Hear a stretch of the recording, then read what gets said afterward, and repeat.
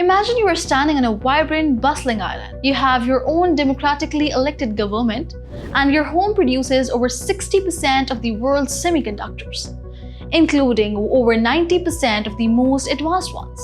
You are essentially holding the keys to the modern digital age. But there is a massive catch.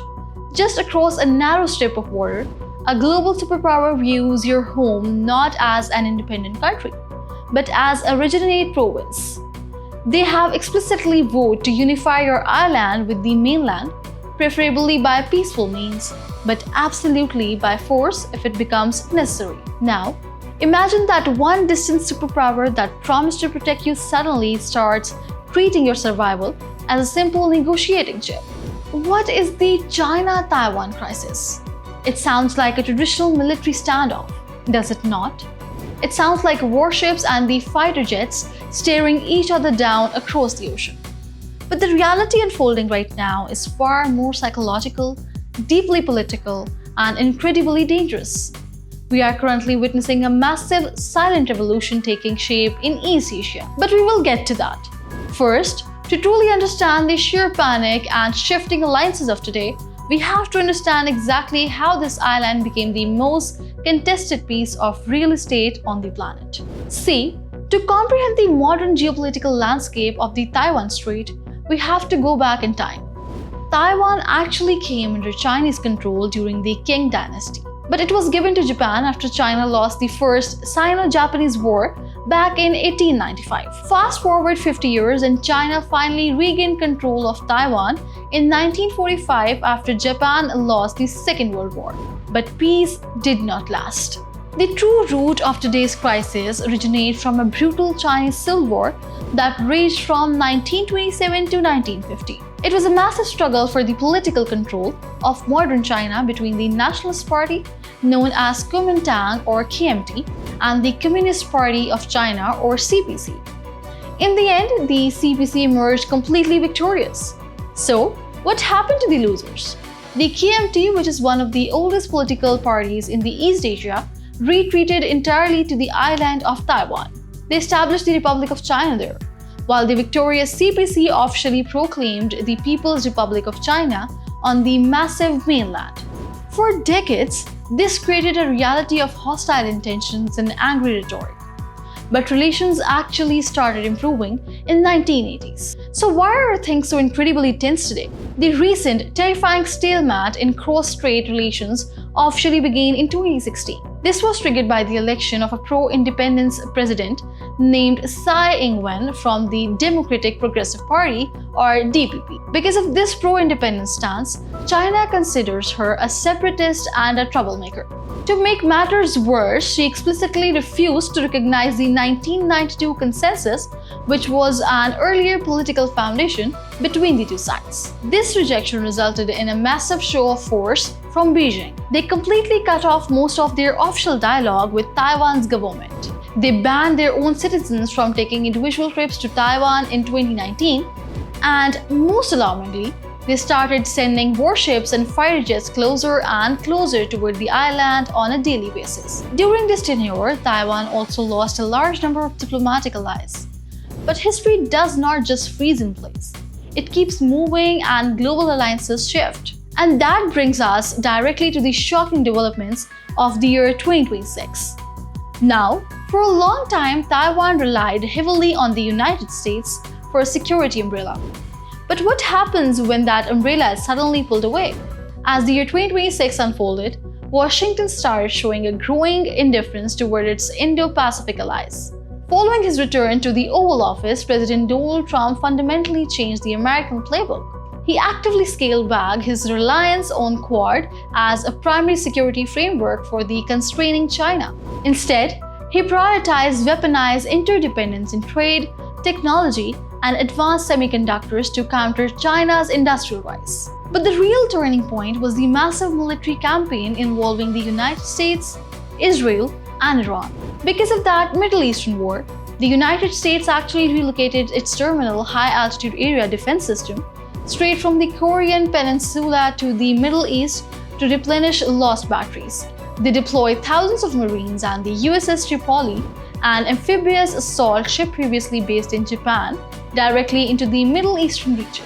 Think about how terrifying this is from Taiwan's perspective. This massive diversion of forces aggressively exacerbated the security concerns of American allies in the Indo-Pacific, including Japan, South Korea, and Taiwan. A weakening American security umbrella meant these allies could no longer take the American security assurances for granted. Furthermore, Trump's strategic priorities began compelling his Indo-Pacific allies to actively reorient their strategic direction and reduce tensions with China.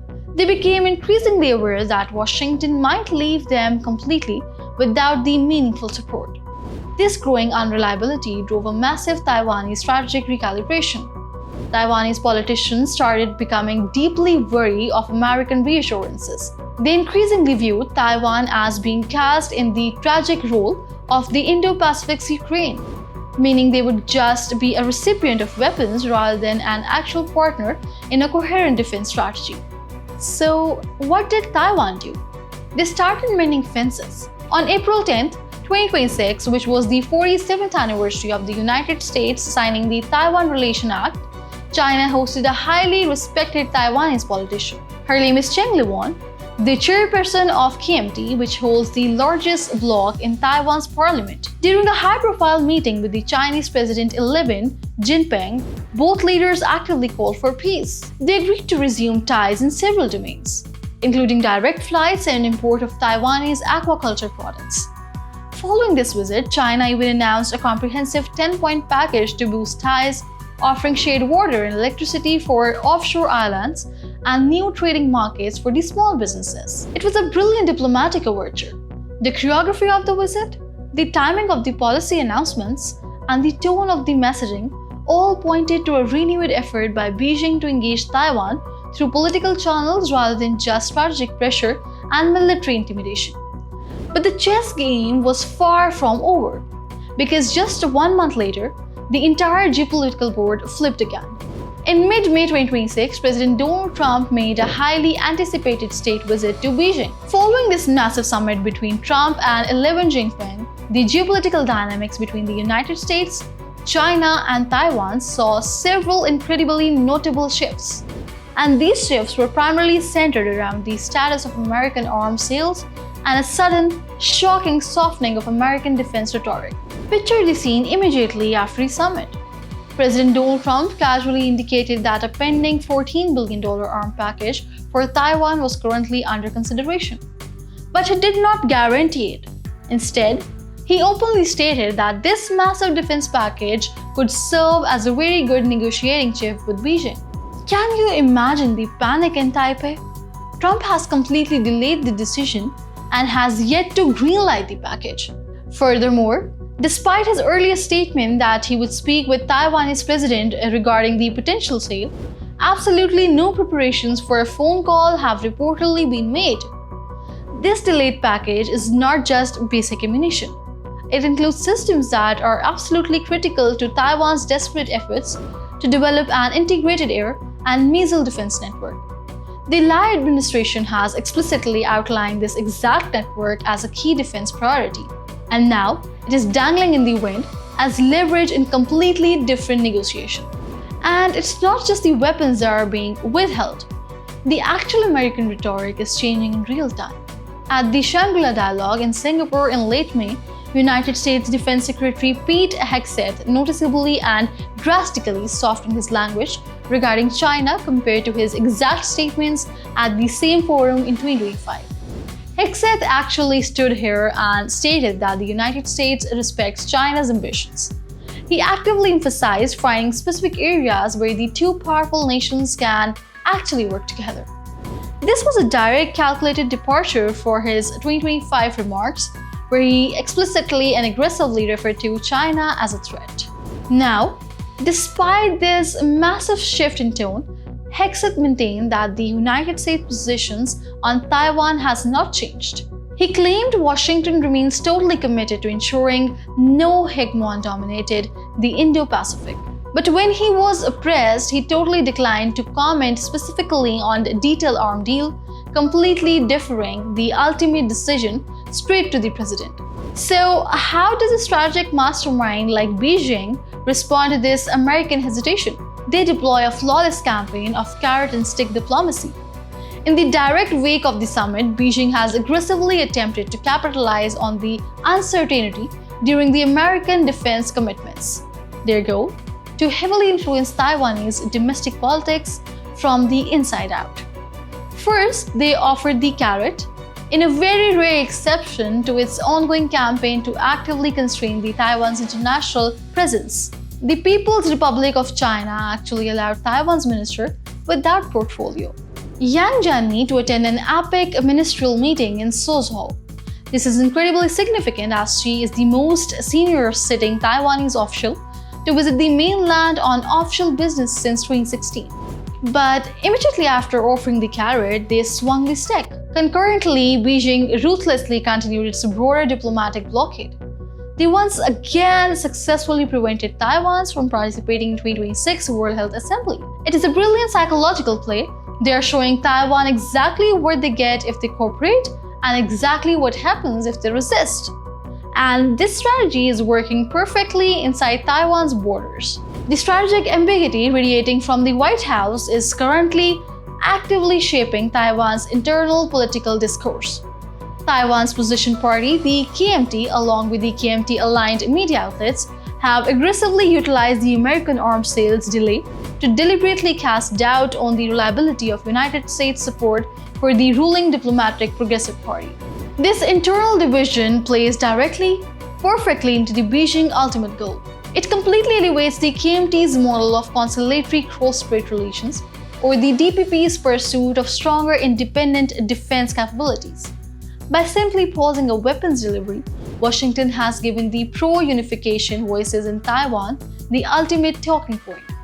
They can look at the Taiwanese voters and ask, how can you rely on an ally that uses your survival as a poker chip?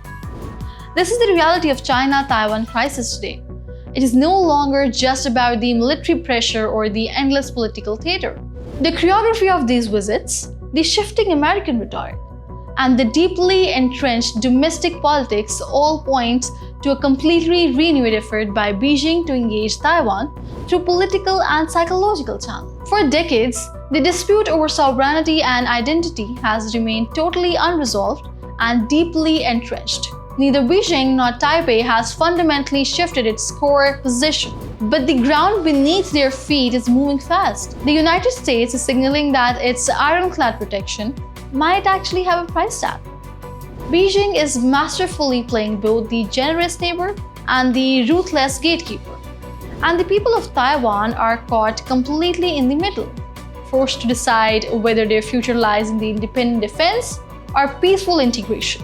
The Taiwan question will ultimately be solved through cooperation or cohesion, but the chess pieces have never moved this fast. In the Taiwan Strait, even a tiny shift in strategy from Washington or Beijing can carry massive, far-reaching consequences. The global sandbox is fracturing, and the island that builds the future of technology is waiting to see who will write its final chapter.